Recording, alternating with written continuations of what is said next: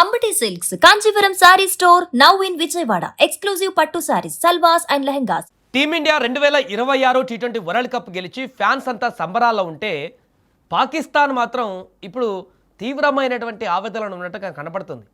నిత్యం భారత టీం పైన ఏడ్చేటువంటి పాకిస్తాన్ మాజీ క్రికెట్లు మరొకసారి అదే రకమైనటువంటి ధోరణి కనిపిస్తున్నారు. పాకిస్తాన్ మాజీ ఫాస్ట్ బౌలర్ షోయబ్ అఖ్తర్ మన విజయం పైన ఇప్పుడు అక్కసును వెళ్ళగక్కుతున్నాడు. ఇండియా ఆధిపత్యం వల్ల క్రికెట్ భ్రష్టు పట్టింది. ఒక రిచ్ కిడ్ తన పక్కన ఉన్న పేద పిల్లల్ని పిలిచి క్రికెట్ ఆడుకున్నట్లు ఉంది అని నోరు పారేసుకున్నారు అఖ్తర్. అంతేకాదు క్రికెట్ బాగుపడాలంటే ఫైనల్లో న్యూజిలాండ్ గెలిస్తే బాగుండేదంటూ తన అక్కసును వెళ్ళగెక్కాడు షోయబ్ అఖ్తర్.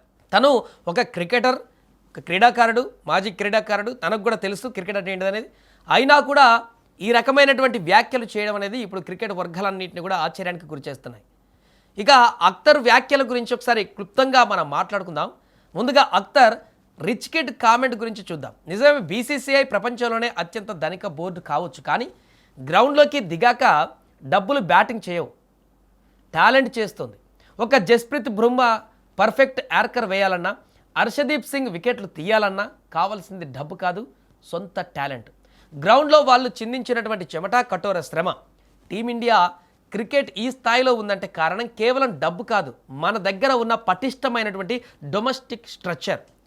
రంజీ ట్రోఫీలు, ఐపీఎల్ ద్వారా ఎంతోమంది ప్రతిభావంతులైనటువంటి ఆటగాళ్ళు అట్టడుగు స్థాయి నుంచి బయటకు వస్తున్నారు.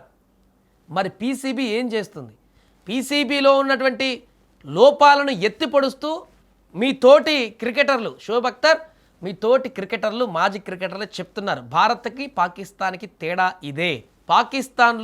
పాకిస్తాన్ క్రికెట్ బోర్డులో రాజకీయాలు ఎక్కువైపోయాయి. ఇక్కడ లోకల్ టాలెంట్ని గుర్తించేటువంటి ప్రోత్సాహం ఉండదు. ఎందుకంటే ఇప్పుడు ఓడిపోయినందుకే మీ జట్టు సభ్యులకు ఫైన్ వేసి శిక్షించేటువంటి పరిస్థితి మీ దగ్గర ఉంది. అంటే క్రీడాకారులను చూసుకునేటువంటి విధానం మీద అలాగుంది కాబట్టి కింద ఉన్నటువంటి క్రీడాకారులను పైకి తీసుకొచ్చేటువంటి అది లేదు కాబట్టి మీ దగ్గర మీ క్రికెట్ అలా తయారైంది. టాలెంట్ ఉన్నా సానబెట్టే సిస్టమ్ లేక పాకిస్తాన్ క్రికెట్ నాశనం అవుతుంది. ఆ తప్పులు సరిదిద్దుకోవడం చేతగాక టీమిండియాను అంటే ఇప్పుడు ఎలా చెప్పండి? ఇక అఖ్తర్ అన్నటువంటి మరో మాట ఏంటంటే క్రికెట్ మంచి కోసం న్యూజిలాండ్ గెలవాలి అంటే టీమిండియా గెలిస్తే క్రికెట్కి చెడు జరిగినట్లా? 2023 వన్డే వరల్డ్ కప్ ఫైనల్లో టీమిండియా ఆస్ట్రేలియా చేతిలో ఓడిపోయినప్పుడు ఈ లాజిక్ ఏమైంది మరి? అప్పుడు క్రికెట్కి మంచి జరిగిందా? 2024 ఆ తర్వాత ఇప్పుడు 2026లో టీమిండియా వరల్డ్ కప్ గెలిచిందంటే దానికి కారణం వాళ్ళు ఆధిపత్యం కాదు, వాళ్ళ నిలకడ, ఆట అద్భుతంగా కొనసాగుతున్నటువంటి ఫామ్. ఎన్నో ఓటముల నుంచి పాఠాలు నేర్చుకొని కష్టపడి ఆడి గెలిస్తే దాన్ని ఆధిపత్యం అని ఏడవడం మానేసి అసలు పాకిస్తాన్ టీం ఎందుకు క్వాలిఫై అవ్వలేకపోయిందో, అసలు ఇండియా మీద ఎందుకు గెలవలేకపోతుందో పాకిస్తాన్, అది ఆలోచించాలి. ఎందుకు చెతకిల పడిందో ఆలోచించుకుంటే మంచిది. ఆ దేశానికి ఓ మాజీ ప్లేయర్గా మీ టీంను బిల్డ్ చేయండి ఫస్ట్. అప్పుడు మీరు కూడా రాబోయే రోజులలో విజయాలు సాధించవచ్చు. అంతేకాని గెలవలేక మంగళవారం అంటే కుదిరేటువంటి పరిస్థితి లేదు.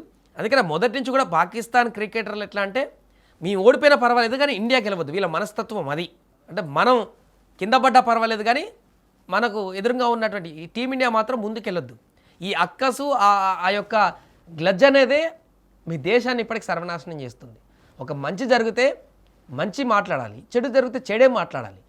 ఏదో పర్సనల్ కారణాల చేత, రాజకీయ కారణాల చేత, సొంత ఇంటెన్షన్ ఎజెండాలతోటి క్రికెట్ కూడా మీ సొంత రాజకీయాలు అంటగడుతున్నారంటే అంటే పాకిస్తాన్లో ఉన్నటువంటి క్రీడాకారులు కానీ, మాజీ క్రీడాకారులు కానీ, ఎవరైనా కానీ అంటే వీళ్ళ బుద్ధి ఇంతే, ఇంకా వీళ్ళు మారరు అనే దానికి నిదర్శనంగా రోజు ఎవరో ఒకరు, షాహిద్ అఫ్రీద్ కానీ, మొహమ్మద్ అమీర్ కానీ, ఈయన కానీ, ఇంకెవరైనా కానీ, ఎవరైనా సరే, ఎందుకంటే ఇలా మాట్లాడితే అక్కడ ఉన్నటువంటి ప్రజల్ని కొంత సాటిస్ఫై చేయొచ్చు.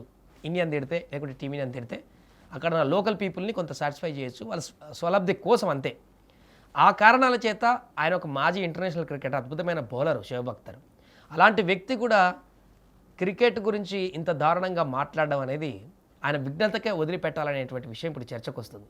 ఏదేమైనా షోయబ్ అఖ్తర్ మాట్లాడినటువంటి ఈ విషయం అయితే వైరల్ అవుతున్నాయి. అసలు షోయబ్ అఖ్తర్ లాంటి క్రీడాకారుడు కూడా ఇలా పడి ఏడవడం ఇండియా మీద అనేది క్రీడా అభిమానులకు ముఖ్యంగా జీర్ణించుకోలేనటువంటి విషయంగా మారింది.